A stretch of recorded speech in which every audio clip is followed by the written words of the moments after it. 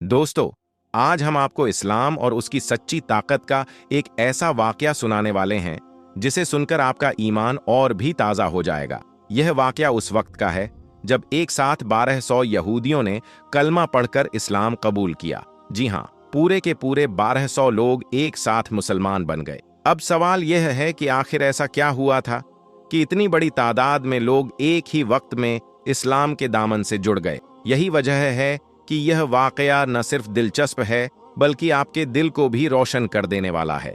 इसीलिए आज का यह वीडियो आपके लिए बेहद खास है। आपसे गुजारिश है कि इसे आखिर तक जरूर देखें, और अगर आप भी मानते हैं कि इस्लाम ही दुनिया का सबसे बेहतरीन मजहब है तो इस वीडियो को दिल से लाइक जरूर करें और अपने दोस्तों के साथ शेयर करना ना भूलें ताकि यह पैगाम और भी लोगों तक पहुंच सके। दोस्तों, हजरत बायजीद बस्तामी रहमतुल्लाह अलैह का ताल्लुक ईरान के बस्ताम शहर से था। आप अपने जमाने में मशहूर औलिया इकराम में से एक थे। अल्लाह ताला ने आपको जिन खूबियों से नवाजा था वह कम ही लोगों को नसीब हुआ करती हैं। आप रहमतुल्लाह अलैह का ईमान इतना ज्यादा मजबूत था कि गैर मुसलमान आपकी मौजूदगी को दूर से महसूस कर लिया करते थे। एक बार की बात है कि हजरत बायजीद बस्तामी रहमतुल्लाह अलैह ने अपने ख्वाब में देखा कि वह एक यहूदी के लिबास में किसी यहूदी इबादत खाने में मौजूद हैं और आपको चारों ओर से यहूदियों ने घेर रखा है, यानी कि आप यहूदियों के बीच में खड़े हैं। फिर नींद से जागने पर आप बहुत ज्यादा हैरान हुए और सोचने लगे कि आज आपके साथ में ऐसा क्यों हुआ है, यानी कि आज आपको इस तरह का ख्वाब क्यों दिखाई दिया है। खैर, फिर उस दिन आपने इस ख्वाब को इग्नोर कर दिया, लेकिन फिर जब बार बार आपको वही ख्वाब नजर आने लगा तो आपने उस ख्वाब के मुतालिक अमल करने का सोचा। इसके बाद हजरत बायजीद बस्तामी रहमतुल्लाह अलैह यहूदियों के लिबास में उनके इबादत खाने में चले गए। उस वक्त यहूदियों का एक बहुत बड़ा इज्तेमा चल रहा था, यानी कि उस वक्त यहूदियों का एक बहुत बड़ा प्रोग्राम चल रहा था और उस मजमे में यहूदियों का एक बहुत बड़ा आलिम तकरीर कर रहा था। लेकिन फिर जब हजरत बायजीद बस्तामी रहमतुल्लाह अलैह यहूदियों के उस मजमे में जाकर बैठ गए तो उनके बैठते ही उस यहूदी आलिम की जुबान बंद हो गई। यह देखकर फिर उस मजमे में एक शोर सा उठ गया और सारे यहूदी कहने लगे कि हमारे आलिम को यह क्या हो गया है, हमारे आलिम की जुबान बंद क्यों हो गई है, आखिर इनका बोलना बंद क्यों हो गया है। इतने में ही उस यहूदी आलिम ने धीरे से कहा कि जरूर हमारे मजमे में कोई मोहम्मदी आ गया है, इस वजह से मेरी यह जबान बंद हो गई है। यह सुनकर मजमे से आवाज आई कि ढूंढो उसे, हम उसका कत्ल कर देंगे। फिर आप अलैहिस्सलाम को उस मजमे में बहुत ढूंढा गया, मगर आप उनको कहीं भी नहीं मिले, क्योंकि आप भी यहूदियों के लिबास में ही थे। इस वजह से कोई भी आपको पहचान नहीं पाया। इसके बाद जब सारे यहूदी थक हार कर बैठ गए तो फिर यहूदियों के आलिम ने कहा कि हमारे इस मजमे में जो मोहम्मदी हो उसे अपने नबी हजरत मोहम्मद सल्लल्लाहु अलैहि वसल्लम का वास्ता है, वह खड़ा हो जाए। अब जैसे ही हजरत बायजीद बस्तामी रहमतुल्लाह अलैह ने नबी का वास्ता सुना तो आप फौरन ही खड़े हो गए। इसके बाद यहूदियों के आलिम ने कहा कि अब कुछ सवाल मैं आपसे करूंगा, अगर तुमने उनके सही सही जवाब दे दिए तो हम आपको छोड़ देंगे, और अगर तुम उन सवालों के जवाब नहीं दे पाए तो हम तुम्हारा कत्ल कर देंगे। मैं क्या तुम सवालों के जवाब देने के लिए तैयार हो? तो इस पर हजरत बायजीद बस्तामी रहमतुल्लाह अलैह ने फरमाया कि मैं आपके हर सवाल का जवाब देने के लिए तैयार हूँ, मैं आपके हर सवाल का जवाब दूंगा, लेकिन फिर मैं आपसे सिर्फ एक सवाल करूंगा, क्या तुम मेरे उस सवाल का जवाब दोगे? तो इस पर यहूदी आलिम ने कहा कि हाँ, मैं आपके उस सवाल का जवाब जरूर दूंगा। दोस्तों, अब पूरा मजमा खामोश होकर बैठ गया और सवालों का सिलसिला शुरू हो गया। यहूदी आलिम ने मजमे की तरफ देखा, फिर तल्ख भरे लहजे में पहला सवाल किया कि वह एक बताओ जिसका दूसरा नहीं है। तो यह सुनकर हजरत बायजीद बस्तामी रहमतुल्लाह अलैह ने फरमाया कि अल्लाह एक है, उसका दूसरा नहीं है। फिर यहूदी आलिम ने पूछा कि वह दो बताओ जिसका तीसरा नहीं है। तो आपने फरमाया कि दिन और रात दो हैं, इनका तीसरा नहीं है। यहूदी आलिम ने फिर पूछा कि वह तीन बताओ जिसका चौथा नहीं है। तो इस पर आप रहमतुल्लाह अलैह ने फरमाया कि लोहे कलम यानी कि कुर्सी तीन है, इनका चौथा नहीं है। यहूदी आलिम ने फिर पूछा कि चार बताओ जिसका पांचवा नहीं है। तो इस पर हजरत बायजीद बस्तामी रहमतुल्लाह अलैह ने फरमाया कि तौरात, जबूर, इंजील और कुरान पाक, यह चार आसमानी किताबें हैं, यह पांच नहीं है। इसके बाद यहूदी आलिम ने फिर पूछा कि वह 5 बताओ जिसका छठा नहीं है। तो यह सुनकर आप रहमतुल्लाह अलैह ने फरमाया कि अल्लाह ने अपने बंदों पर 5 नमाजें फर्ज की हैं, 6 नहीं है। दोस्तों, इसके बाद यहूदी आलिम ने फिर एक सवाल किया कि बताओ वह क्या चीज है जिसको खुद अल्लाह ने पैदा किया है, लेकिन फिर जिसके बारे में खुद अल्लाह ने ही सवाल किया है। तो यह सुनकर हजरत बायजीद बस्तामी रहमतुल्लाह अलैह ने फरमाया कि वह चीज है हजरत मूसा अलैहिस्सलाम का असा मुबारक। याद रखें, हजरत मूसा अलैहिस्सलाम के असा को खुद अल्लाह ने ही पैदा फरमाया है। और फिर खुद अल्लाह ने यह सवाल किया जिसका जिक्र कुरान पाक में कुछ इस तरह से मिलता है, ऐ मूसा तुम्हारे हाथ में यह क्या है। इसके बाद यहूदी आलिम ने पूछा कि वह कौन सी चीज है जो खुदा के लिए नहीं है, क्योंकि वह यहूदी आलिम जानता था कि मुसलमानों की किताब कुरान में लिखा है कि हर चीज अल्लाह के लिए है, इसलिए इस बात का जवाब देना नामुमकिन होगा। मजमे में बैठा हुआ हर शख्स भी सोच में डूब गया कि इस कायनात में ऐसी कोई चीज भी है जो अल्लाह के लिए नहीं है। लेकिन तभी हजरत बायजीद बस्तामी रहमतुल्लाह अलैह ने फरमाया कि अगर तुम जानना चाहते हो कि वह कौन सी चीज है जो अल्लाह के लिए नहीं है तो सुन लो। इसका जवाब है शिर्क, क्योंकि अल्लाह पाक हर किस्म के शिर्क से पाक है। इसके बाद यहूदी आलिम ने फिर पूछा कि अब आप मुझे यह बताएं वह कौन सी 2 चीजें हैं जो हमेशा हाजिर रहती हैं। इस पर आप रहमतुल्लाह अलैह ने फरमाया कि तुम इस आसमान और जमीन की तरफ देखो, ये दोनों तुम्हें कभी भी गायब नजर नहीं आएंगी, ये दोनों हमेशा हाजिर रहते हैं। इसके अलावा तुम मौत और जिंदगी को ढूंढो, तुम्हें उनके बारे में भी यह पता नहीं चल पाएगा कि वह कहां पर है और कब आएंगी। दोस्तों, इसके बाद यहूदी आलिम ने पूछा कि वह कौन सी कौम है जिसने सच बोला है लेकिन वह फिर भी जहन्नुम में जाएगी। तो इस पर हजरत बायजीद बस्तामी रहमतुल्लाह अलैह ने फरमाया कि यहूदी और ईसाई कौम, क्योंकि यह दोनों एक बोल में सच्चे हैं। यहूदी कहते हैं कि ईसाई बातिल हैं, यानी कि ईसाई हक पर नहीं है, और ईसाई कहते हैं कि यहूदी बातिल है। इस बात में दोनों ही कौम सच्चे हैं, यानी कि दोनों ही कौम हक पर नहीं है, इसलिए यह दोनों ही कौम जहन्नुम में जाएंगी। दोस्तों, यह जवाब सुनकर यहूदी आलिम ने अपना सर झुका लिया और फिर कहने लगा कि जनाब, सवालात तो और भी बहुत से हैं, मगर अब वक्त बहुत हो गया है, इसलिए सवालों का यह सिलसिला यहीं पर छोड़ देता हूं। इसके बाद हजरत बायजीद बस्तामी रहमतुल्लाह अलैह ने फरमाया, ए यहूदी आलिम, अब वादे के मुताबिक मेरा भी एक सवाल है और उसका जवाब तुम्हें देना है। क्या तुम जवाब देने के लिए तैयार हो? इस पर यहूदी आलिम ने कहा कि हाँ हाँ, पूछिए, आपका क्या सवाल है। इसके बाद आप रहमतुल्लाह अलैह ने फरमाया कि यहूदी आलिम, अब तुम मुझे यह बताओ कि जहन्नुम की चाबी कहाँ है और किसके पास में है।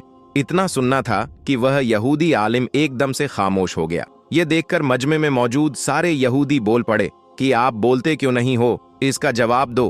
तो यह देखकर फिर उस यहूदी आलिम ने कहा, ए लोगों, इसका जवाब तो मुझे पता है, इसका जवाब तो मुझे आता है, लेकिन तुम लोग उस जवाब को मानोगे नहीं। यह सुनकर सारे यहूदी कहने लगे कि आप हमारे आलिम हो, अगर आप कहोगे तो हम जरूर मान लेंगे। इसके बाद वह यहूदी आलिम कहने लगा, तो सुनो, जन्नत की चाबी अल्लाह के आखिरी पैगंबर हजरत मोहम्मद सल्लल्लाहु अलैहि वसल्लम पर ईमान लाना है और अल्लाह पर ईमान लाना है, क्योंकि अल्लाह के प्यारे नबी ने फरमाया है कि जन्नत की चाबी और जन्नत का झंडा मेरे हाथ में है। सारी दुनिया के इंसान मेरे झंडे के नीचे जन्नत में जाएंगे, कोई मेरे झंडे से निकल ना सकेगा।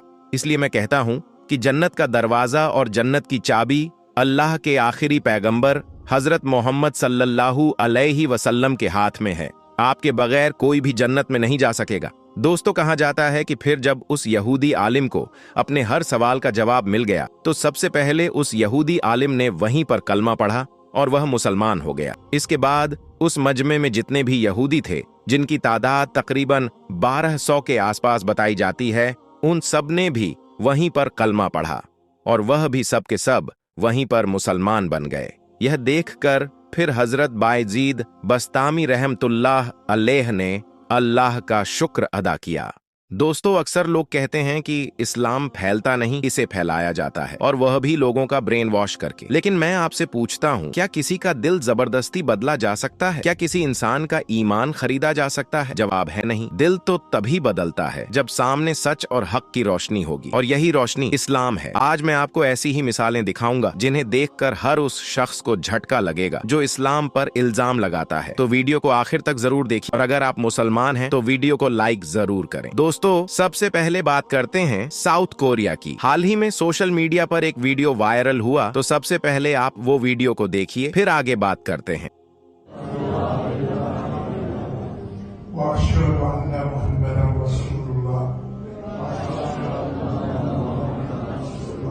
अल्लाहु अकबर, अल्लाहु अकबर।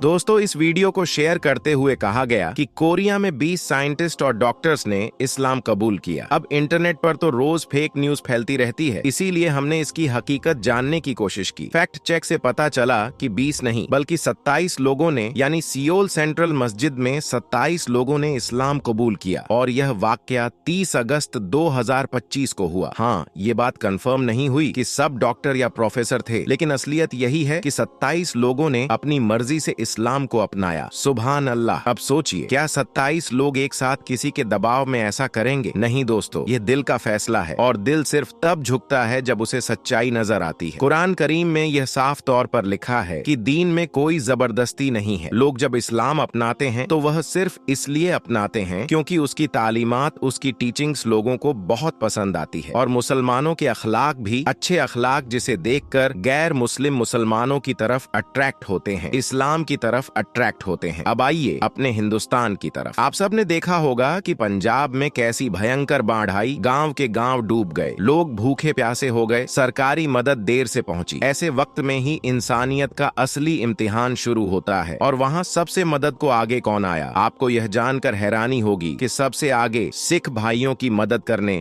मुसलमान आए। जमीयत उलमाए हिंद उत्तराखंड ने 50 लाख की मदद का ऐलान किया। सोचिए, यह वही उत्तराखंड है जहां मुसलमानों के खिलाफ अक्सर सियासत होती है, लेकिन इन लोगों ने इसकी परवाह नहीं की। उन्होंने कहा कि आज पंजाब को हमारी जरूरत है, हम अपने सिख भाइयों के लिए खड़े रहेंगे। और सिर्फ जमीयत उलमाए हिंद ही नहीं बल्कि AIM की पूरी टीम भी वहां पहुंची। मैं इन मुस्लिम भाइयों का बहुत बहुत शुक्रिया अदा करता हूं, क्योंकि इस मुश्किल की घड़ी में ये सबके साथ खड़े हैं, खुद ट्रक भरकर राशन, कपड़े और दवाइयां लेकर। यह है इस्लाम की असली तस्वीर। जब इंसानियत पुकारती है तो मुसलमान सबसे पहले दौड़कर पहुंचता है। दोस्तों, आज के दौर में लोग इस्लाम को गलत ढंग से पेश करते हैं। कभी कहते हैं यह मजहब तंग नजर है, कभी कहते हैं यह मजहब सख्त है, लेकिन असलियत देखिए, यही इस्लाम सिखाता है कि अगर तुम धर्म को सही मायने में मानो तो दिल में इंसानियत पैदा होती है, लेकिन जब धर्म के नाम पर नफरत और कट्टरता फैलाओगे तो इंसान हैवान बन जाएगा। आज पंजाब की सरजमीन पर मुसलमान अपने सिख भाइयों के साथ खड़े हुए हैं। यह नजारा बताता है कि इस्लाम का मकसद सिर्फ इबादत गाह तक सीमित नहीं है, बल्कि इंसानियत की सेवा भी इबादत में शामिल है। अब मैं आपको सुनाता हूँ एक ऐसा बयान जिसने बहुत से लोगों को चौंका दिया, और बहुत से लोगों को मिर्ची भी लगी हुई है। जी हाँ, सबसे पहले आप इस वीडियो को देखिएगा।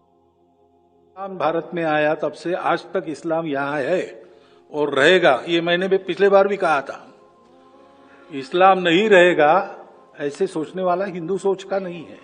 RSS प्रमुख मोहन भागवत साहब ने कहा कि इस्लाम जिस दिन से भारत आया उसी दिन से यहाँ है और हमेशा रहेगा। इस्लाम नहीं रहेगा, यह सोचने वाला हिंदू सोच का नहीं है। सोचिए दोस्तों, आज जो बात हम मुसलमान कहते आए हैं वही बात अब मोहन भागवत साहब जैसे बड़े नेता भी मान रहे हैं। यह सबूत है कि इस्लाम की सच्चाई को कोई झुठला नहीं सकता। यह मजहब नफरत से नहीं बल्कि इंसानियत और मोहब्बत से जिया जाता है। दोस्तों, अभी आपने देखा कि कैसे लोग इस्लाम की खूबसूरती से खिंचकर उसमें दाखिल हो रहे हैं, और मुसलमान इंसानियत के कामों में सबसे आगे है। लेकिन क्या आपको पता है कि आने वाले वक्त में सिर्फ हिंदुस्तान ही नहीं बल्कि पूरी दुनिया में मुसलमानों की आबादी कितनी बड़ी तादाद में बढ़ने वाली है? जी हाँ दोस्तों, आंकड़े जानकर आप हैरान रह जाएंगे। प्यू रिसर्च सेंटर की एक ताजा रिपोर्ट यह बताती है कि अमेरिका जैसे मुल्क में जहां आज यहूदी बड़ी तादाद में हैं, साल 2040 तक मुसलमानों की आबादी भी वहां सबसे ज्यादा हो जाएगी। इसका मतलब यह है कि अमेरिका में मुसलमान दूसरे नंबर की सबसे बड़ी धार्मिक आबादी बन जाएंगे। रिपोर्ट में इसके पीछे कई वजह बताई गई हैं,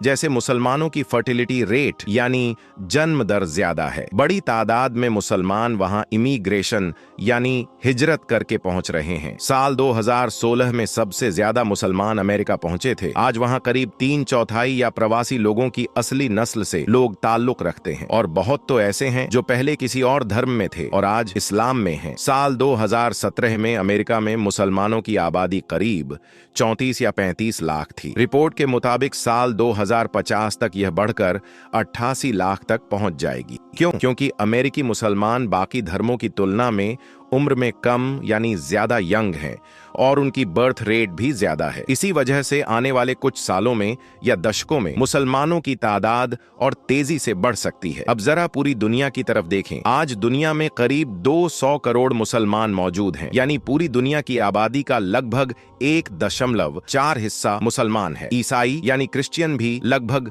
200 करोड़ से थोड़ा ज्यादा हैं और वह पहले नंबर पर आते हैं। लेकिन प्यू रिसर्च की एक रिपोर्ट के मुताबिक साल 2050 तक इस्लाम दुनिया का सबसे बड़ा धर्म बन जाएगा, यानी ईसाई और मुसलमान दोनों की आबादी 200 करोड़ से ज्यादा होगी। लेकिन आने वाले वक्त में मुसलमानों की असली आबादी सबसे आगे निकल जाएगी। इस रिपोर्ट में एक और बड़ी बात कही गई है। भारत यानी हमारा हिंदुस्तान 2050 तक सबसे बड़ी मुस्लिम आबादी वाला मुल्क बन जाएगा। आज सबसे ज्यादा मुसलमान इंडोनेशिया में रहते हैं, लेकिन 2050 तक भारत इंडोनेशिया को पीछे छोड़ देगा। भारत में मुसलमानों की आबादी 31 करोड़ से ज्यादा हो जाएगी। हिंदू आबादी लगभग 77% रहेगी, जबकि मुसलमान 18% से ज्यादा होंगे। यानी हिंदुस्तान उस वक्त भी हिंदू बहुल मुल्क रहेगा, लेकिन मुसलमान यहाँ की सबसे बड़ी अल्पसंख्यक यानी माइनॉरिटी कौम होंगे। और सिर्फ इंडिया ही नहीं, पूरी दुनिया में मुसलमानों की तादाद लगातार बढ़ती जाएगी। हालांकि एशिया पैसिफिक रीजन में मुसलमानों का प्रतिशत थोड़ा कम है और आने वाले वक्त में भी कम हो सकता है। 2010 में वहां 61.7% मुसलमान थे, जो 2050 तक 52.8% तक गिर सकता है। लेकिन यूरोप में उनकी तादाद लगभग वही रहेगी, यानी जहां जहां मुसलमान बसते हैं वहां उनका असर समाज की तस्वीर बदल रहा है। रिपोर्ट में यह भी बताया गया है कि 2050 तक ईसाई धर्म करीब 31% यानी 31% ही रहेगा। इस्लाम करीब 22.7% तक पहुंच जाएगा। हिंदू धर्म करीब 14.9% रहेगा, यानी दुनिया के 3 सबसे बड़े धर्म ईसाई, मुसलमान और हिंदू पूरी इंसानियत की बहुत बड़ी आबादी को अपने अंदर शामिल करेंगे। मगर सबसे तेजी से बढ़ने वाला धर्म इस्लाम ही होगा, क्योंकि इस्लाम को मानने वाले लोग यंग हैं और इंसानियत के कामों से दुनिया को अपनी तरफ खींच रहे हैं। तो दोस्तों, आज आपने देखा, एक तरफ साउथ कोरिया में 27 लोग इस्लाम कबूल करते हैं, दूसरी तरफ पंजाब की बाढ़ में मुसलमान सिख भाइयों को बचाने के लिए अपनी जान लगा देते हैं, और तीसरी तरफ RSS प्रमुख भी मानते हैं कि इस्लाम मिटने वाला नहीं है, इसकी सच्चाई को हमें मानना होगा। यानी इस्लाम का पैगाम बिल्कुल साफ है, इस्लाम नफरत से नहीं बल्कि इंसानियत और मोहब्बत से फैला है।